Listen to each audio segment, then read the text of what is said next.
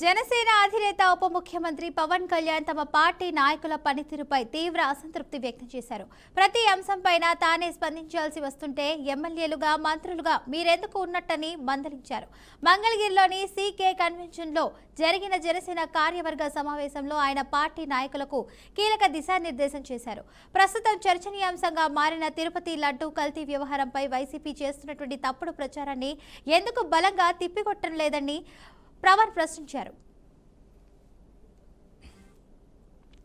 ఈ కల్తీ వెనుక వైసీపీ నేతలు కొందరు అధికారుల పాత్ర ఉందని ఆధారాలతో సహా నిరూపించాలని సూచించారు.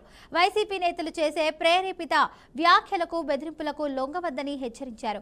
వైసీపీ నేతలు వేసే ఉచ్చులో పడొద్దు, మీపై మీ కుటుంబ సభ్యులపై ఇష్టం వచ్చినట్లు మాట్లాడతారు, మహిళల విషయంలో మరింత జాగ్రత్తగా ఉండాలని పవన్ కళ్యాణ్ హితవు పలికారు. విమర్శలకు సిద్ధాంతపరంగా అయితే విషయ పరిజ్ఞానంతోనే సమాధానం ఇవ్వాలని స్పష్టం చేశారు. అదేవిధంగా అధికార కూటమిపై సోషల్ మీడియాలో అనవసరమైనటువంటి వ్యాఖ్యలు చేయకుండా కూటమి లక్ష్యాలపై దృష్టి పెట్టాలని పవన్ కళ్యాణ్ ఆదేశించారు.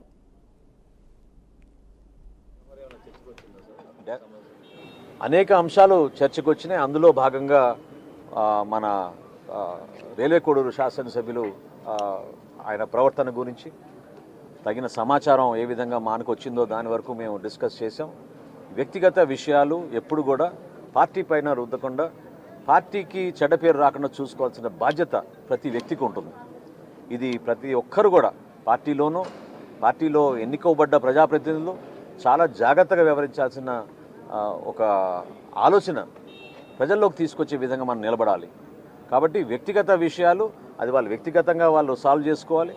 పార్టీకి మాత్రం ఖచ్చితంగా డిసిప్లినరీ యాక్షన్ కమిటీ ఉంది. దానికి ఒక కమిటీ వేశారు ప్రెసిడెంట్ గారు.